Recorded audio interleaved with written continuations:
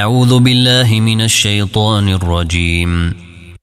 بسم الله الرحمن الرحيم. إذا جاءك المنافقون قالوا نشهد إنك لرسول الله والله يعلم إنك لرسوله والله يشهد إن المنافقين لكاذبون. اتخذوا أيمانهم جنة فصدوا عن سبيل الله إنهم ساء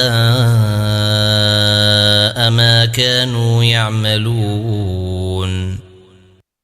ذلك بأنهم آمنوا ثم كفروا فطبع على قلوبهم فهم لا يفقهون. وإذا رأيتهم تعجبك أجسامهم وإن يقولوا تسمع لقولهم كأنهم خشب مسندة يحسبون كل صيحة عليهم هم العدو فاحذرهم قاتلهم الله أنى يؤفكون.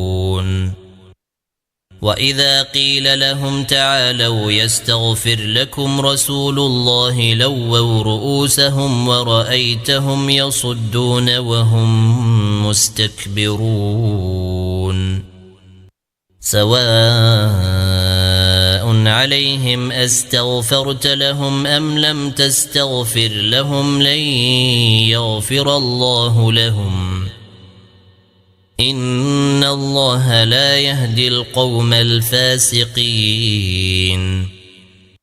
هم الذين يقولون لا تنفقوا على من عند رسول الله حتى ينفضوا ولله خزائن السماوات والأرض ولكن المنافقين لا يفقهون. يقولون لئن رجعنا إلى المدينة ليخرجن الأعز منها الأذل ولله العزة ولرسوله وللمؤمنين ولكن المنافقين لا يعلمون. يا أيها الذين آمنوا لا تلهكم أموالكم ولا أولادكم عن ذكر الله ومن يفعل ذلك فأولئك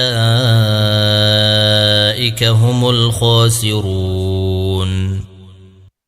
وأنفقوا مما رزقناكم من قبل أن يأتي أحدكم الموت فيقول رب لولا أخرتني إلى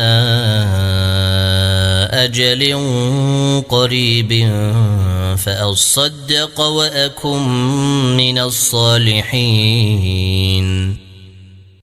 ولن يؤخر الله نفسا إذا جاء أجلها والله خبير بما تعملون.